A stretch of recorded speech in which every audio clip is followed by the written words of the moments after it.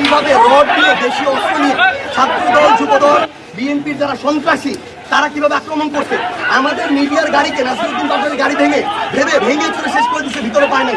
ওরা আমি যে গাড়িতেছিলাম, নাসির ভাই যে গাড়িতে ছিল, ওই গাড়িতে তারা রড নিয়ে গাড়ির উপরে উঠে পর্যন্ত গ্লাসে মারছে, 2 গাড়ি বের হয়ে গেছে। এরপরে আমাদের যে জেলার সেক্রেটারি এনসিপির, তার এখানে হাত ভেঙে ফেলছে, একদম রড দিয়ে পিটায়, একজনের চোখ উঠায় ফেলছে, একজনের এখানে মুখ ফাটায় ফেলছে। এই ভাইদেরকে নিয়ে যখন আমি সদর হাসপাতালে যাইতেছিলাম, ওই টাইমের সদর হাসপাতালের ওই গেট থেকে আবার ওই ছাত্রদল যুবদল বিএনপির সন্ত্রাসীরা আমাদের উপরে রক্তাক্ত হামলা চালায় এবং আপনি দেখেন রড দিয়ে আমার হাতে পর্যন্ত পিটানো হয়েছে। উনি আমার জেলা এনসিপির সেক্রেটারি, আপনারা দেখেন ওনার হাতের কি অবস্থা করা হয়েছে, রড দিয়ে কিভাবে পিটানো হয়েছে, এখানে পিটানো হয়েছে।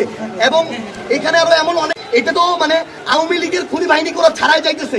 তারেক রহমান, সালাউদ্দিন আহমেদ বলুক যে তারা এই ধরনের খুনিদের পোষে, তাদের বিরুদ্ধে আমাদের আবার নামতে হবে। এরা ভুলে গেছে এরা 17 বছর কি জুলমে ছিল, কিভাবে এরা অন্যায় শিকার হয়েছিল। এরা ভুলে গেছে যে জুলাইয়ে আমরা কিভাবে কি করছি একসাথে সবাই মিলে। কিন্তু আজকে এরা সন্ত্রাসী খুনি বাহিনীর মতো মানুষ মারার জন্য উদ্যত হয়েছে।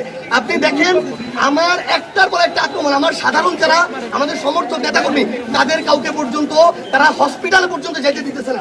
উনার এই হাত ভেঙে শেষ, উনাকে হসপিটালে যাইতে দিচ্ছে না। আমরা ওইখানে আমাদের কয়েকজনকে, আরিম কোথায়, আমাদের কয়েকজনকে হসপিটালের সামনে এভাবে মাটিতে ফেলে ছাত্র দলের যারা ছিল এখানে সন্ত্রাসীরা, ওরা এভাবে মাটিতে ফেলে পিটাইছে।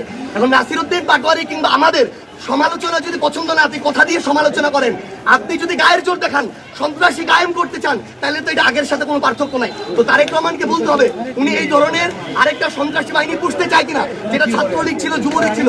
আপনি দেখেন তাদের সন্ত্রাসী কার্যক্রম।